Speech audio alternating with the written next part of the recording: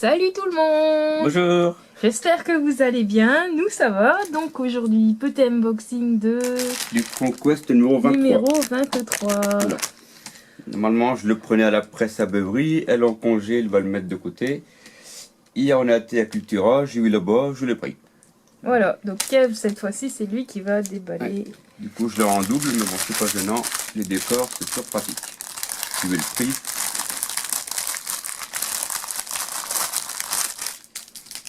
Hop. Donc là, on est sur les accessoires de champ de bataille qui valent 15,50 € à Games Workshop.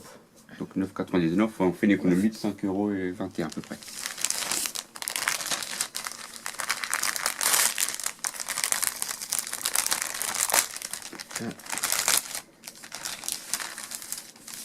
Donc voilà, les graphes. J'ai même l'impression qu'on voit mieux quand je filme comme ça, plutôt que quand on est plus haut. Ouais, on a changé l'angle. Bah, c'est moi qui tiens la caméra, voilà, comme ça, mon Elle fait appareil de photo. Elle fait de mousse. Et au moins on voit mieux, je trouve. Ah, les tonneaux, c'est pas les mêmes tonneaux, toi, que. Enfin, c'est la même taille. Mais il y a le logo qui est Là, différent. là, c'est un petit crâne et derrière, il y avait le symbole de l'Empire avec un petit robinet. Là, c'est juste des tonneaux normaux. Basique, ouais. Voilà, ça, c'est avec les bunkers, hein, c'est le petit tonneau que j'ai dans les mains. Donc là, on a des espèces de tuyaux. Ouais. Là, c'est les caisses de Des munitions. ouais.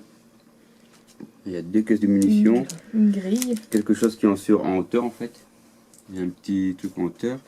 Des. Pour les chars, Voilà, là. pour arrêter les chars. Un truc avec des pics. Ce qui est bien, c'est qu'il y a des choses. Enfin, c'est du clipsable. Sauf peut-être les tonneaux à coller. Voilà. Donc peut-être que je les ferai vite fait quand on filmera. Parce que moi, j'ai fait exprès de mettre ce terrain-là. Comme ça, on voit justement les décors derrière. C'est les mêmes éléments de décor, en fait, qui est parti par là. Là, la truc avec les caisses. La caisse. Le truc anti-char. Un barrage. Ici. Voilà. Peut-être que si je prends. Il y a des choses qui sont collées là. Je ne peux pas coller, je peux juste. Si c'est vite fait cela.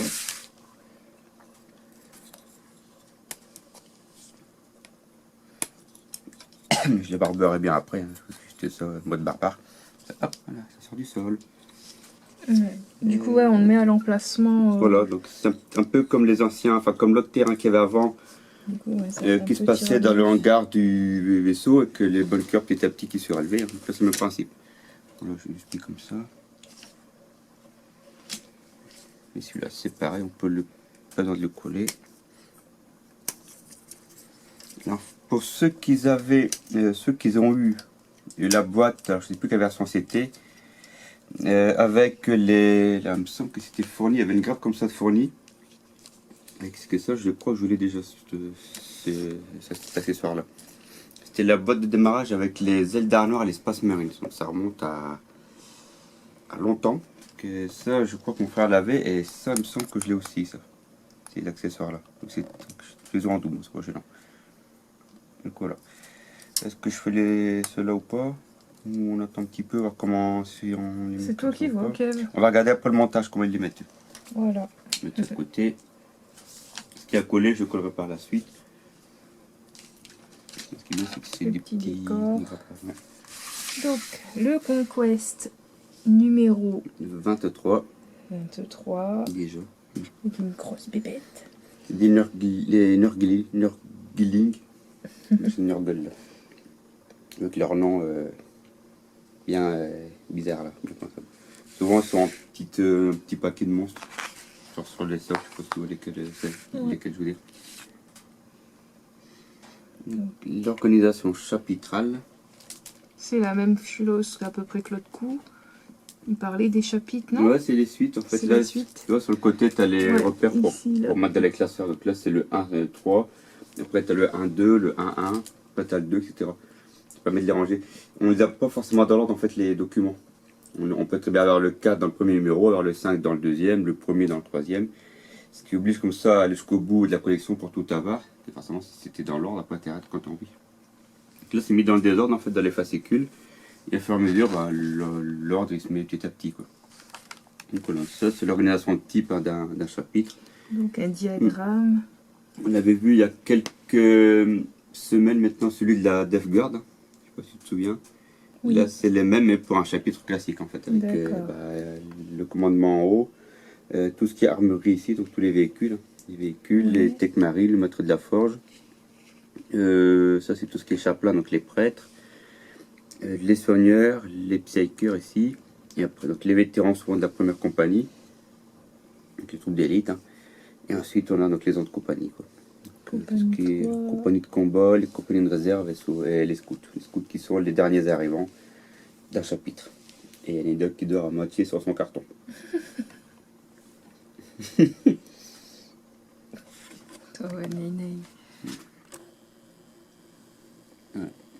De Sean et Doc qui dort.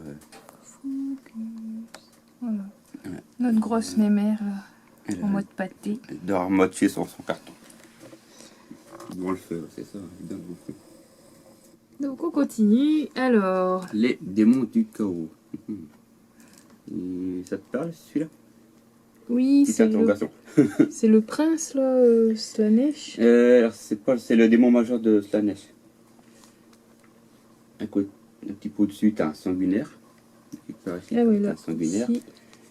Je vois pas les autres.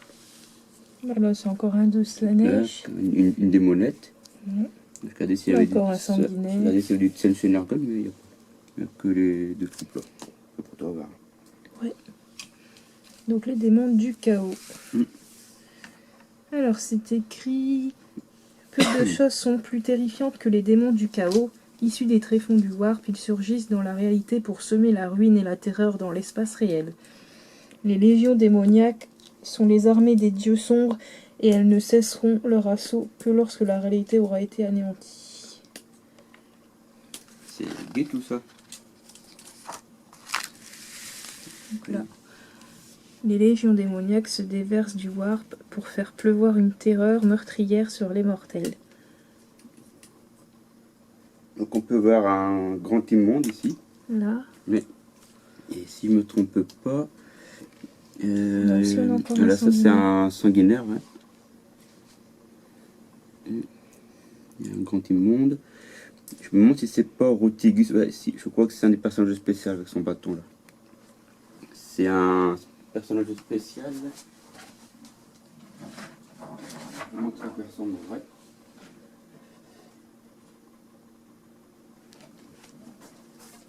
Il ressemble à ça, si tu regardes bien.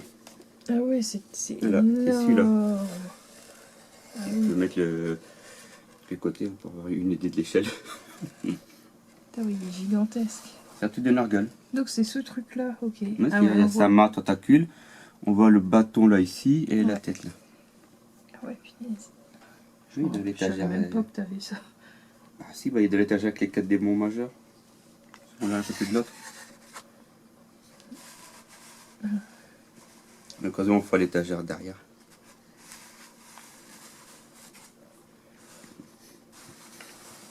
Et voilà. Ici, je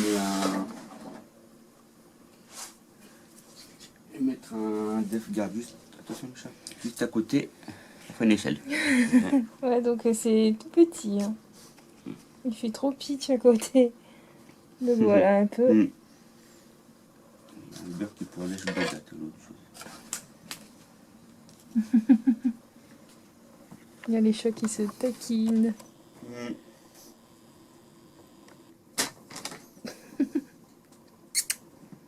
Bon, enfin bref, on revient à nos moutons parce que là... Non, les chats, ils vont... Alors, faction 1.1. Les différents... Hiérarchie de l'Imperium. Les autres sections. On parle souvent des Space Marines, mais il n'y a pas que, il y en a vraiment d'autres. Hein. Donc l'Adeptus Custodes, c'est la garde en fait qui garde le palais de l'empereur. C'est vraiment la troupe d'élite. En gros, c'est les Space Marines des Space Marines. C'est vraiment les big élites. Ensuite, l'Inquisition. Donc là, c'est tous les chasseurs de démons, les chasseurs de Psyker et Negat. J'en ai quelques-uns des troupes de l'Inquisition. C'est une organisation très secrète, ils disent. Ouais, ils sont assez classés secrets, ils ont beaucoup d'avantages. L'Adeptus Administratorium, c'est un petit peu la bureaucratie, l'administration. Un petit peu l'organisation politique en France, quoi, c'est un peu le bordel. C'est tellement très vaste en fait l'Empire qu'il y a plusieurs factions pour gérer, enfin plusieurs organismes. Et c'est Donc, l'administratorium, qui des fois même ceux en bas de l'échelle, ils ne savent même pas qui est au-dessus. ensuite, l'Adeptus Terra. Ok, donc ça c'est pareil, c'est aussi une autre branche de bureaucratie.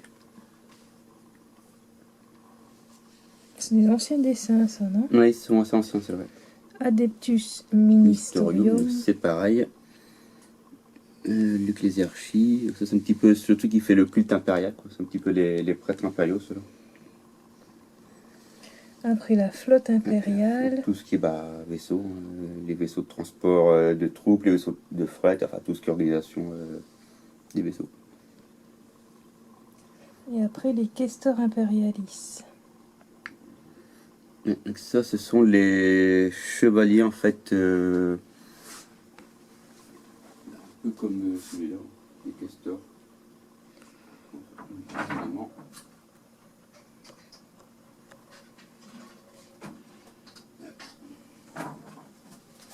Les questeurs impérialistes, c'est simplement les chevaliers impériaux. Il est plus grand que l'Unculture. Ouais. Le haut c'est pas collé. Ouais, je vais pas y toucher plus. Bah si. Faut dire de pouvoir le mettre dans... Il bouge un petit peu en fait. Normalement lui, il va pouvoir mettre comme ça. La main, elle peut bouger un petit peu, légèrement. Ok. La tête, elle bouge un tout petit peu. Ok. C'est marrant de voir du coup une figurise un petit peu articulée. Ça, j'avais pas collé. Je sais pas pourquoi je l'ai pas collé avec ma plus. Alors moi, tu es censé en fait le coller ici quand même là. Ouais. Moi, je l'ai pas collé pour dire le jour où on le peint, puis pour le faire bouger. Mais là, maman, elle bouge un peu plus. Hein. Là, elle bouge moins. Faut pas insister plus. À un moment là, on est censé pivoter comme ça. Ah oui, c'est comme ça. Ah oui, ok, c'est comme ça là. Faut pas le tourner, ouais. Donc ce truc là, c'est un de ces machins là. Voilà, c'est un des chevaliers impériaux. Il y en a plein, il y en a des très grands. Ça, c'est modèle nain, on va dire. Ok. Modèle nain. Après, on est dans la faction 2.1.4. Donc, les Nurgling. Nurgling. C'est ceux qu'on voyait sur la couverture. Ouais, ces bestioles-là. Les Nurglings sont des démons de Nurgle les plus communs. Individuellement, ils sont faibles, mais rassemblant en vaste nuée, ils se jettent sur leur ennemi qu'ils mordit en gloussant. Bien des puissants héros connus une mort embarrassante étouffés sous une pile de Nurglings jacassants. Les Nurgling, ouais, c'est un socle avec une bonne 5-6 figurines dessus qui sont en masse. Hein. Il faut s'imaginer ça un petit peu comme une vague de monstres qui font sur l'ennemi.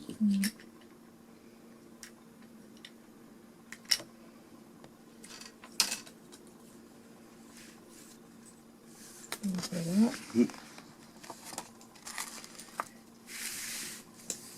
Les Nurglings accompagnent souvent les adeptes de Nurgle au combat pour submerger leurs ennemis.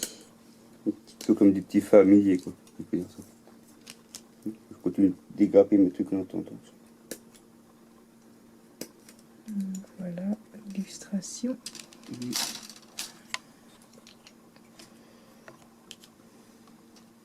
Donc c'est marqué, les Nurglings sont particulièrement répandus parmi les Vectoriums de la 4e compagnie de la peste et semblent préférer la compagnie des bandes gouvernées par les sorcereurs. Les sorciers, en fait. Ouais. Les Vectoriums, comme les élus de la crasse des prophètes et du sceptre de Billeux, sont à la bataille entourés des tapis vivants de Nurglings pour les protéger des assauts et submergeant les ennemis. La force du nombre. Ouais, plus ils sont nombreux, plus... Voilà, ouais. Dans le starter collecting de Nurgle, on a 3 socles. Avec... ils sont pas, ils sont dans les étagères. Il y en a pas mal. Quoi. Il y a que ça collé, c'est des graphiques. Ensuite, bataille 11, ici.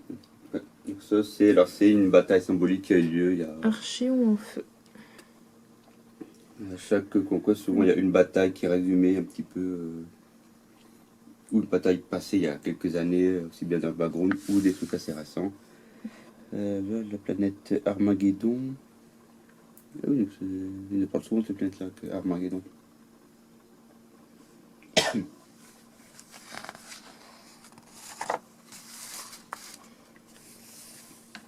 Armageddon, c'est souvent les orques qui viennent attaquer dessus.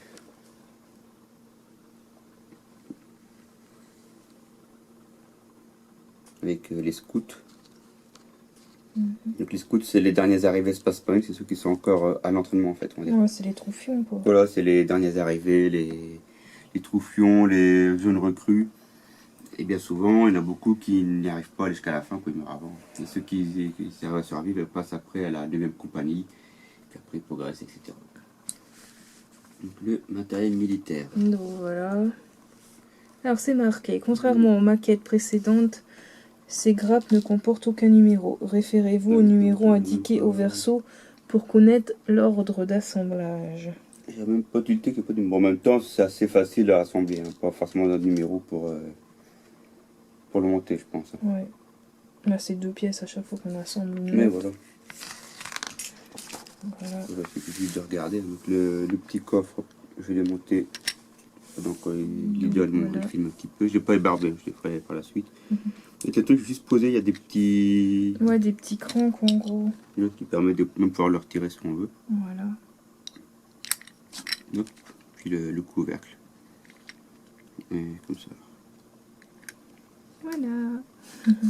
Quand ça sera prêt, ça sera chouette. Les conteneurs de munitions aussi. Donc là, les petits missiles. Les petits missiles. Voilà. Missiles quoi. Conteneur de munitions. Ça, c'est un conteneur, ok. Et après la plaque avec les trucs par-dessus. Les pièges à char, les barils. Et puis les achats, ils mettent un grand petit. Un truc comme ça. En plus, c'est bien, c'est que si on n'enfonce pas trop, on peut les retirer pour les. Le char, il passe pas. Ce que ça donne. Ok. Et après, on passe au guide de La peinture. Donc, les champs de bataille du 41e millénaire sont jonchés de pièges à char, de caisses de munitions et d'autres équipements militaires. Le guide suivant vous explique comment peindre ces accessoires. Voilà, c'est le guide de peinture. Voilà, donc on a toutes les peintures qu'on aura besoin. Là, ben, justement, nos munitions, nos caisses, nos machins. Voilà, et après, ben, on a le Méphiston. Hein. Donc Et là, le c'est la rouge, base, la ouais. sous-couche. Couche de base plutôt. Ouais. Hop. Je viens de voir que la grappe datait de 97. Wow, sérieux, c'est si vieux. Ah oui, bah, je t'ai dit, c'est. Je l'avais. Regardez, Mes on le voit souvenirs, bien, là. mon frère l'avait eu avec. Ah, c'est moi qui avais acheté cette boîte là, tiens. Avec les Space Marines contre les ailes d'armure à l'époque. Il avait sorti les ailes d'armure. Ça remonte à 97. Mon frère avait acheté Macrage. Et moi, j'ai dû acheter cette boîte là un peu de temps après. En fait, tous leurs socks qu'ils ont pas su vendre, limite. Non, parce que regarde, ils vendent encore sur le site de Games Workshop. Ouais, c'est vrai. Quand on le voit, il est encore à 15,50 €. Il est plus trouvable en boutique, il faut le commander. Quand il y a la petite flèche sur le site et que c'est commandable en ligne. Et ça, c'est des choses qu'on a toujours besoin sur le champ de bataille pour les découvrir. C'est vrai qu'ils n'ont jamais refait depuis. Quand on voit que les Space Marines sont en train d'être faits entièrement en Primaris, même les vieilles figurines métal, non, en métal, ça n'existe plus. Incast. Donc là, c'est ce que ça donne avec la couche de base, du coup. Ouais. Et après, petit à petit, on ajoute les détails. Ouais. Donc, le LED Becher pour les trucs argentés. Ouais. Attributeur pour. Le rétributeur à mort pour tout ce qui est doré. Donc, les bombes. Ouais, les gros. Les obus, voilà ce que je cherchais. Ouais, c'est ça. Et la Badon Black pour vraiment les petits détails. Donc, les poignées des caisses. Les trucs pour les. Petits intérieurs. Ouais, pour attacher les obus et tout.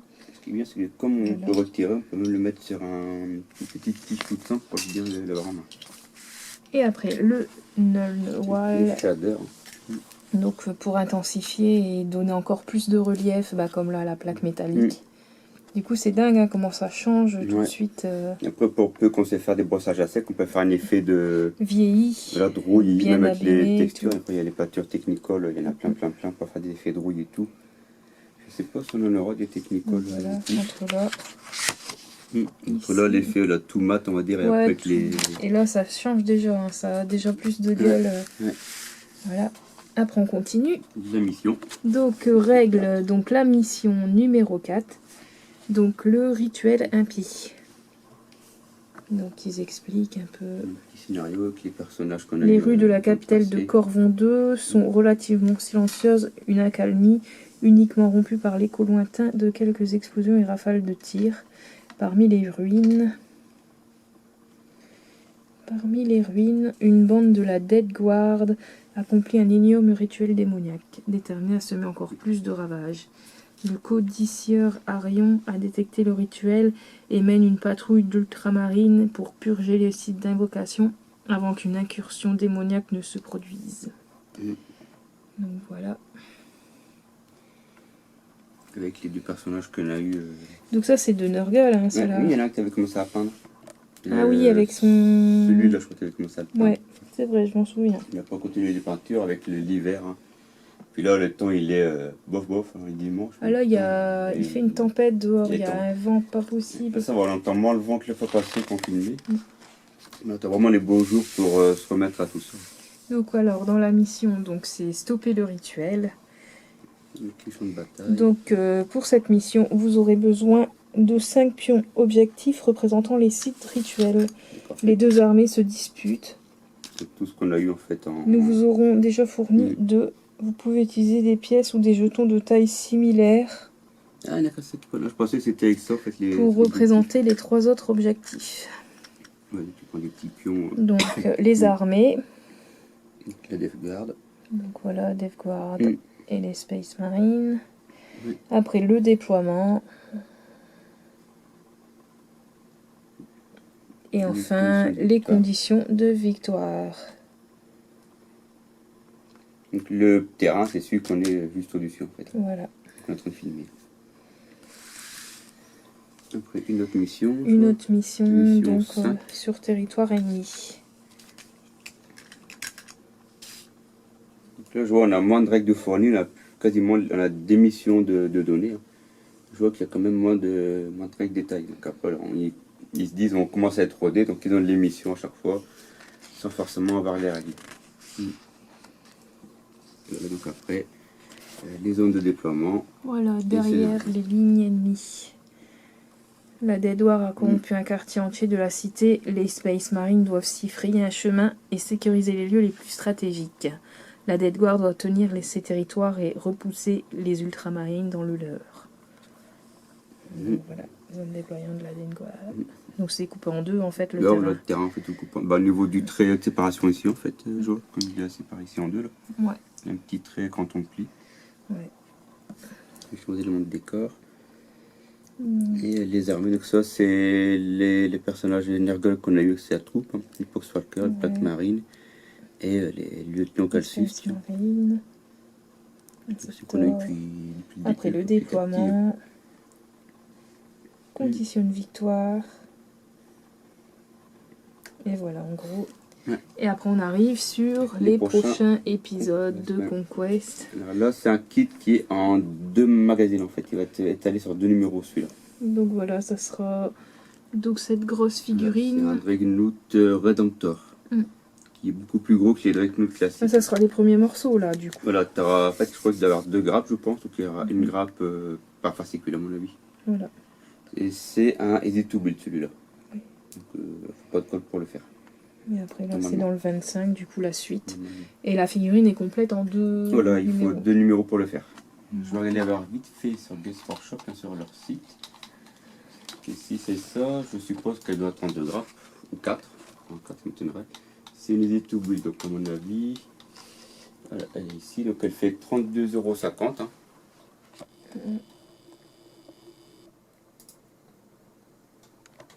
32,50 €, donc là on l'aura du coup moins cher. 3 grappes, tiens, donc il y a 3 grappes. Ok. À mon avis, il y en aura une, peut-être 2 fois avec le premier, avec le deuxième, on verra bien. On verra, ouais. Et le moins c'est Easy to Build, donc il n'y a pas de colle, de rien. Elle a l'air d'être plus haute que les Dreadnought classiques, hein, parce que j'avais déjà de Dreadnought, mais ils étaient assez bas, ils arrivaient ici, quoi, ils étaient assez bas. Et les Dreadnought Primaris, ils ont l'air d'être beaucoup plus hauts, je trouve. Ouais. Je montrerai le Dreadnought classique la prochaine fois, pour comparer les tailles. Et ouais. Du coup, c'est plus petit que celui-là. Oui, Puis je pense quand même, parce que sinon ça serait quand même fort. Je pense qu'il devrait être peut-être... ah, honnêtement, j'ai aucune idée en fait. Bon, de toute façon, on le verra et on fera une comparaison dans les prochains. Les Dreadnoughts classiques, je l'ai déjà eu, donc eux, ils sont assez petits. Là, ils en mettent des... Il y a des spasmes à côté, il y a plus un risque, mais ça donne pas vraiment une échelle avec la profondeur. On verra bien. Voilà, bah, j'espère que ce petit numéro vous aura plu. Et on vous dit à très bientôt pour la prochaine. Salut tout le monde. Au revoir. Un petit bonus hein, en prévision de la présentation de l'étagère par la suite. Avec la partie Nurgle de Conquest.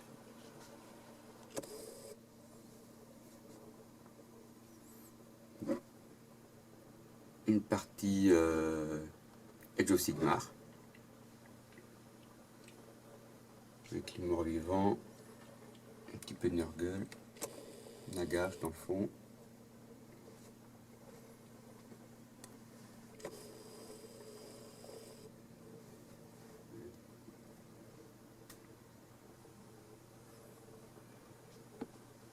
Les esclaves des ténèbres. Avec le Easy to Breed, le kit que j'ai eu, que j'ai acheté en décembre. Archon qui est dans le fond, très grand. C'est le plus haut, il est tout juste l'étagère. Ouais. Tout juste. Je crois qu'il y a même pas 4 mm qui restent.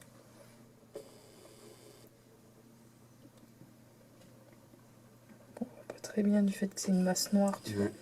Il y a ton collet Vorax sur un bord. Après là, c'est une présentation rapide. Qu'on fera en détail. C'est juste en bonus comme ça pour vous montrer un petit peu. Quand on le fera mieux, je retirerai peut-être quelques figurines pour que ça soit moins fouillis parce que là, il y en a énormément. La grosse bébête qu'on a vue là. Chevalier, un chevalier, Morati, du Filmcast avec Forge World, du métallique, les